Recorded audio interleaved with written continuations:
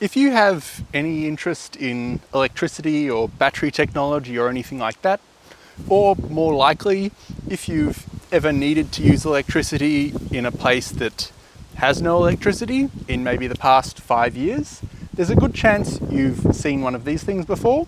It's a portable power bank, portable power station, portable battery, whatever you want to call it. Basically, it's a fairly large battery. It often has USB ports and stuff on it, but it also has a built-in inverter, which means it has basically power points on it, where anything you have that can plug into a power point and be used off a normal power point at home, you can just plug into this thing and use it completely like normal. So they're really good. They're technically portable, and I guess they are, but they're not that portable.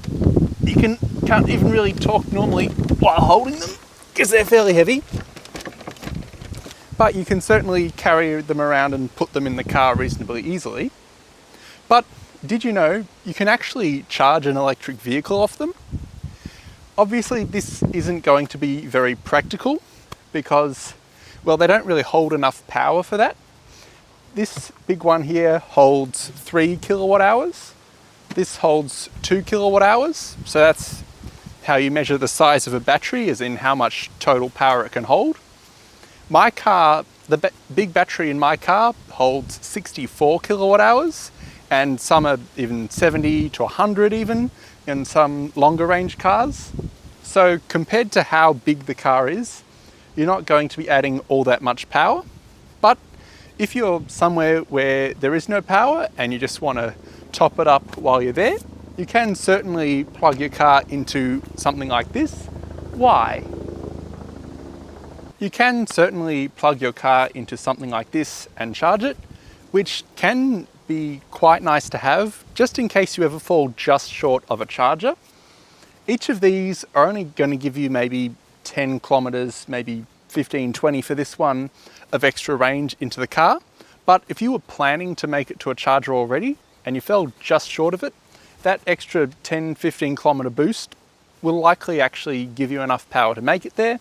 So it is a good backup plan, as well as just being able to top up the car a little bit if you happen to stop somewhere, although you might not want to bring one of these. But in a few specific circumstances, it can be good to be able to charge your car off these anywhere. Obviously, this isn't going to be fast charging either. I made a video about 6 months ago, maybe, possibly even a year ago. No, I think it was 6 months ago, showing you how you can plug your car into a basic power point at home and charge it very slowly. It takes over 24 hours really for a full charge. And that's basically what this is. These things are basically portable power points. So you're basically just going to be using a portable charger like this that you would use to charge from a power point to charge here. So each of these, to empty either of these into the car, it will take about an hour or just over, and that only gives you an extra 10, 15, 20 kilometers of range. So it's really not practical for sort of day-to-day normal life. But if you ever do need a slight top-up in weird specific circumstances, it can work quite well. The normal maximum power output for a power point is 2.4 kilowatts in Australia. This one can match exactly 2.4 kilowatts. So this one basically gives you a full power point, and it can go for about an hour doing the full 2.4 kilowatts. And you also get USBs and a pretty good screen and stuff. I quite like this one. I bought it on Amazon a bit over a year ago when I just saw it there, for just to power anything. I didn't even have the car at that point actually, but just to power other things. And that's really good, but they don't sell it anymore, so you can't actually buy this one. But if you look online, there's plenty like this one. This one is a bit more unique. This holds 3 kilowatt hours, and it actually has 15 amp plugs on it. And it has an inverter that can go up to 3,000 watts rather than 2.4 kilowatts. So 3 kilowatts rather than 2.4 kilowatts. So this can actually charge your car slightly faster. If you have a 15 amp charger, which I do, this can do either 15 amps or 10 amps, which is this one. So if you have a bit of a bigger battery like this, you can potentially get better charging speeds than a power point, which is kind of cool. I think you can still buy these. It's EnRG G2 or something. I'll put the link in the description if they're still available to order online. They're an Australian company, everything. It's quite good. But I do kind of prefer all the stuff you get on this one. It's a bit more modern. But this one does technically have more power in terms of both capacity and output. So maybe this is more useful. But anyway, we should probably go and plug the car in. I have heard other people online talking about needing grounding pins and stuff.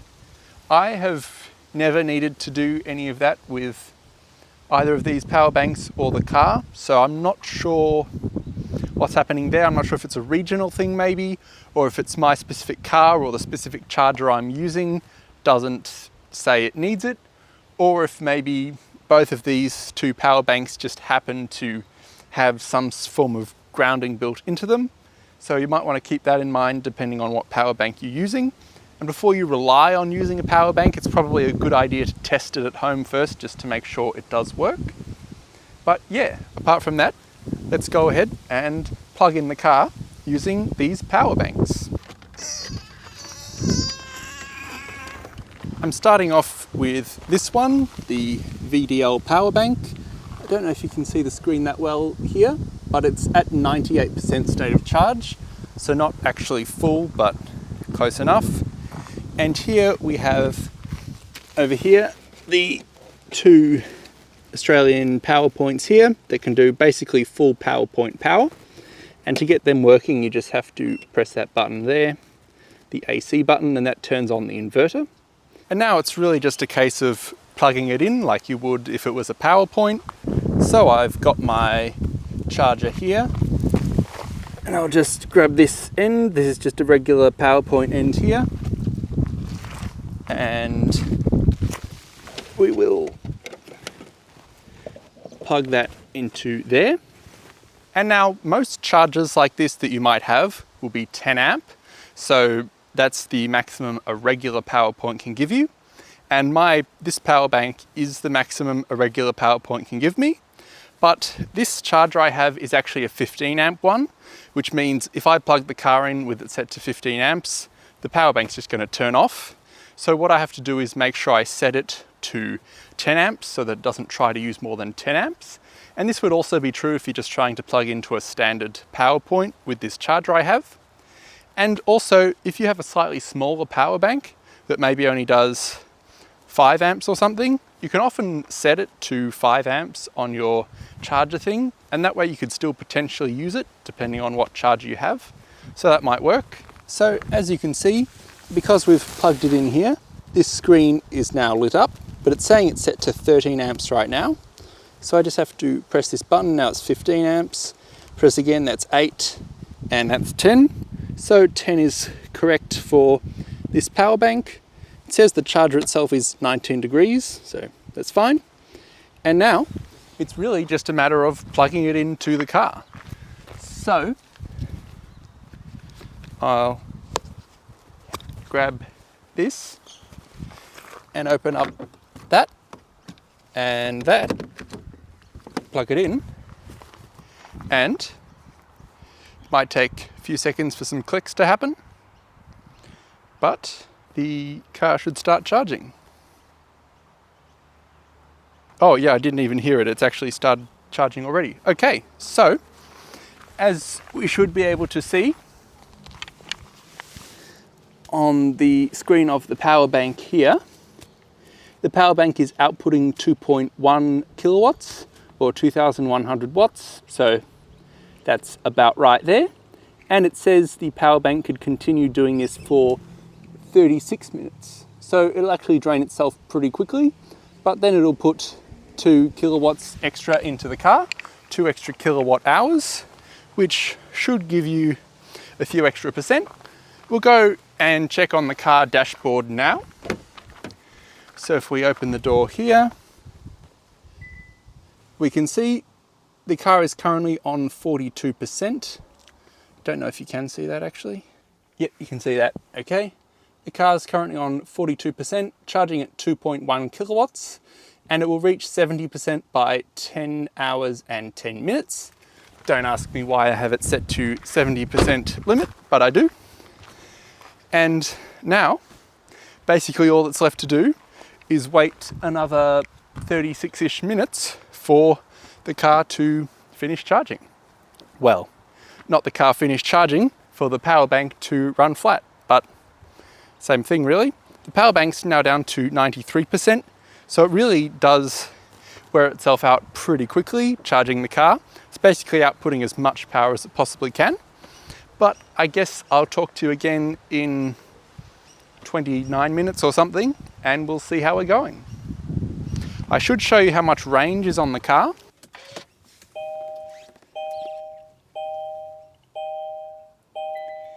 The car has currently estimated 191 kilometers of range. So we'll see what that says after this power bank goes flat. Then we can plug in the bigger one. It's been about 27 minutes now and the car's still charging away. If we take a look at the little screen on my charger here, we can see 27 minutes and 56 seconds it's been going for. It's doing 9.3 amps, 2.2 kilowatts. It's now put in just over 1 kilowatt hour and the charge is up to 47 degrees, so it's warming up a bit, but that's okay. I don't think you can see the screen on the power bank at all, but the power bank's down to 23%. So while in theory this power bank holds 2 kilowatt hours, I guess there is a fair bit of loss going through the charger and everything, and running the power bank so hard like this. I have to cover the microphone because it's just ridiculously windy. Anyway, we'll see how the car's doing. In the car, we are up to 44% and 9 hours and 40 minutes left to reach 70%. Still going at 2.1 kilowatts. And I don't remember what state of charge we were on before, but that's what we're at now. I'll tell you when I edit the video. If we turn the car on, the estimated range will now be 197. I think it was 191 before. So far we've added 6 kilometers of range, and the power bank's not quite dead yet, but it might be only about 6, 7, 8 kilometers of range maybe added. So not a lot, but it has added some range. So if the car was dead on the side of the road somewhere and it was reasonably close to a charger, this might be enough to get it over the line. Still on 19%. The power bank says it has 17 minutes left. So I guess that doesn't sound right. 17 minutes. Sorry, it must have been 7 minutes. It's 6 minutes now, that's more like it. So I'll just wait the remaining 6 minutes and that will go flat. I have the bigger power bank sitting here already. The, however you say that, EnRG G2. So if you're interested in that one, I think it is available. I'll try and find a link. But that's that one here, ready to go. And we have these 2 power plugs here. And to turn it on, you flip that switch. And it doesn't actually give you a state of charge readout, but it shows you the voltage of the battery there. And I charged it until it stopped charging, so basically it's fully charged. So we're ready to go on that one and see how much that one can add as soon as this stops working. Only 2 minutes to go on the power bank. Still says 2 minutes now. It's at 6%. So once it goes flat, we won't be able to see any of the stuff on this screen here. So I might just point the camera at that one last time to get the most up-to-date shot of that. It's at 1.25 kilowatt hours that it's added. Been going 34 minutes so far and going fairly well. Just wait for this to click off and then we'll switch it to the other one. 1 minute remaining and 1%. So it will probably turn off realistically very soon. Oh, there we go, just died. So we will now unplug that. The fans are really going on this battery because it's heated itself up a lot. So the fans are still running but won't actually power anything anymore. It's quite hot. There's fairly warm air coming out of the vent here, but that's okay. Because this next power bank here has a 15 amp plug on it, meaning it can give you higher speeds, I'm going to take this adapter off my charger.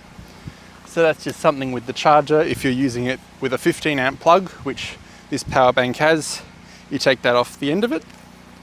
And now I will plug that into there and just film that so well.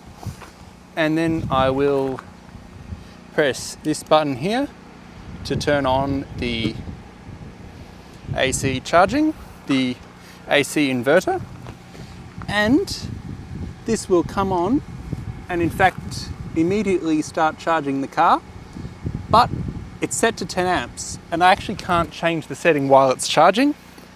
So what I'm actually going to do is unplug it from the car for a second, and now I will press this button to set it to 13 amps. 13 amps is the closest setting I can get to 3000 watts, because 15 amps will actually be over the power bank's own capacity. So while it has a 15 amp plug, it's not quite 15 amps, but 13 amps does give me a bit more power than 10 amps, and this power bank can do it.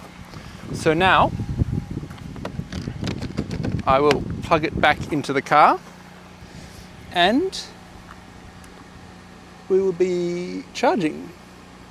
So we're charging at 2.7 kilowatts, which is a bit faster than we were before. 12.3 amps actually being pulled from the power bank, which is not too bad. So I'll go see what the car's doing. The car is on 44% now, and that's a lie. It shows 0.5 kilowatts sometimes when you open the doors while it's charging. There we go, 2.7 kilowatts it's charging at. We'll reach 70% in 7 hours and 40 minutes. And if I turn the car on, again, estimated range is now 199. So we have actually added 8 extra kilometers of range with that other power bank. And now we'll see how much extra range we can add with this power bank. Unfortunately, this larger power bank doesn't have any sort of smart screen on it that tells me roughly how long it will continue going, or even what percentage state of charge it's on, unless I calculate the battery voltage, but that's not going to be giving me a very accurate number while it's charging a car like this. So I really just sort of have to wait around until it runs out. But in theory, I think it should be, well, if it was 3000 watts, which is a bit less than 3000 watts, it's 3000 watt hours. In theory, it should probably be just under an hour or maybe slightly over an hour until it runs flat on the power bank. So we'll see how that goes. We've been going about half an hour now on this bigger power bank. If we have a look at the charger screen here, it charges up to 49 degrees, but that's just what it does. And it's put in 1.543 kilowatt hours so far. So I think that's even more than the other power bank did already. It's been 35 minutes now exactly. Still pulling 12.3 amps at 218 volts. So what's actually happened is, because the inverter in the battery is basically working as hard as it can, it's kind of pulled the voltage down. The voltage should be around 230, 240 volts, but it's coping with it fine, so I guess that's okay. Looking at the power bank itself, it's going to look really weird on the video. It's not actually flickering like that in real life. But anyway, it's showing one battery bar lower on the battery, but this isn't really at all accurate, so I wouldn't really pay much attention to that. So we don't really know when this is going to go flat, but I would say probably at least another 20 minutes it'll keep going for. If we check in with the car, still doing 2.6 kilowatts in here. It's up to 46%, 7 hours and 10 minutes left to get to 70%. And I guess I'll see you a bit later. The next time I update you, the battery might be flat because unfortunately I don't really know when it's going to go flat and I can't really just keep filming it the whole time. So it'll probably be flat, but I'll update you and let you know roughly how long it's been, and we'll see how much charge and range was added to the car.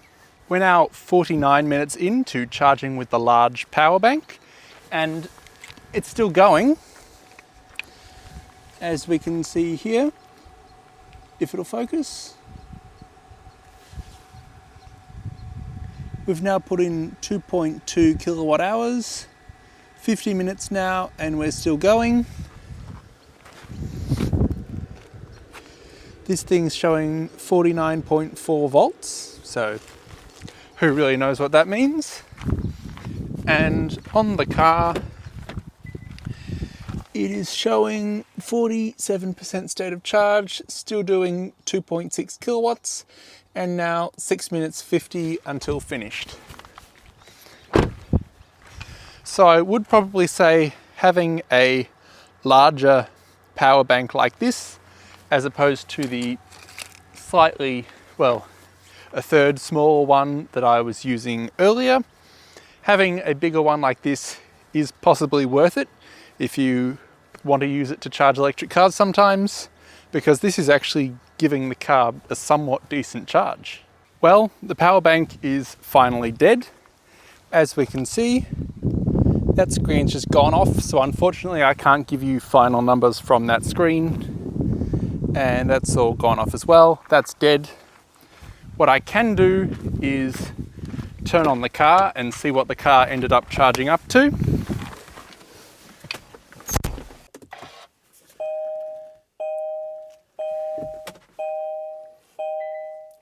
So the car now has an estimated 216 kilometers of range. And it's even saying charging stopped, please check AC charger. But when you consider 216 kilometers of range now, compared to the 191, I think it was, when we first plugged in, that has actually added a considerable number of range. And I know I've drained 2 portable battery packs now, but the point is you can bring portable batteries with you and add a decent amount of charge to your car. The car is now on 48%, and I can't remember exactly what it was on before, to be honest, because it's been a while now, but I will be sure to add the previous state of charge to the screen when I edit the video. And the most recent, I came out and checked it periodically and kept taking pictures because I didn't know when it was going to go flat. The most recent picture I took before it went flat was at 57 minutes into charging. So I do think it's about an hour that it will run for. It was still 217 volts, 12.3 amps, 2.7 kilowatts, and it had delivered 2.56 kilowatt hours. So that's all pretty good. And that's it for this video. Once again, it's really not a practical sort of thing that you do every day, or bring this on a road trip and then fully recharge the car to do another 400 kilometers or anything like that. But in some very specific fringe use cases, it can kind of be helpful, even if it's just as a backup, worst case scenario, if the car goes flat at some point and you need something else. And it is kind of interesting to see. And if you had quite a few of these maybe, this is once again getting less practical. You could maybe put decent charge into the car. I even only have 2 and one of them's a bit small. And in the end, I added quite a few percent and quite a lot of extra kilometers actually to the car's range. So it can do a bit. And you can also buy, once again, impractical, you can buy small solar panels that are portable and you plug them into these power banks. So you could actually bring a small setup of solar panels with you to charge the power banks to charge the car. It is, once again, not practical for a road trip or anything, but there is actually a YouTube channel of a guy driving right across America using the solar panels that he packs inside his car to recharge his car. And it takes them a long time and everything. It's not practical, but it's very interesting to watch actually. I'll put a link to that in the description below, and you can watch that if you're interested. But that's about it for this video, and maybe you'll watch another one soon. Right now I have to carry a very heavy power bank back to the house and recharge it and pack up some cables and stuff.